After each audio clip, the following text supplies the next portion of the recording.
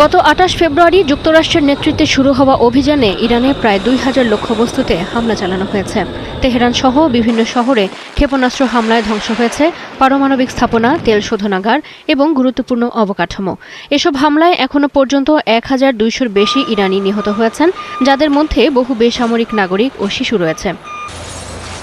জবাবে Iran, Israel ও উপসাগরীয় অঞ্চলের বিভিন্ন লক্ষ্যবস্তুতে শত শত ক্ষেপণাস্ত্র ও হাজারো ড্রোন হামলা চালিয়েছে। তাদের দাবি, যুক্তরাষ্ট্রের সামরিক ঘাঁটি ও জ্বালানি অবকাঠামো হামলার লক্ষ্য।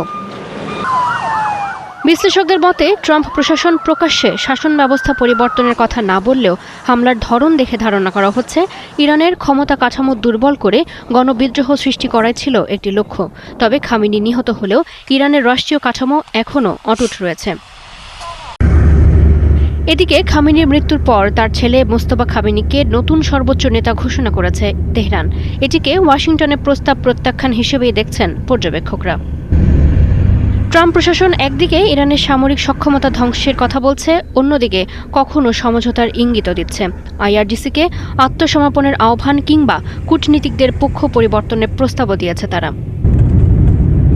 এই প্রেক্ষাপটে বিশ্লেষকরা বলছেন, যুক্তরাষ্ট্রের জন্য সবচেয়ে বাস্তবসম্মত লক্ষ্য হতে পারে ইরানকে আলোচনায় বসতে বাধ্য করা, কারণ স্থলযুদ্ধে জড়ানো রাজনৈতিক ও সামরিকভাবে ওয়াশিংটনের জন্য ঝুঁকিপূর্ণ।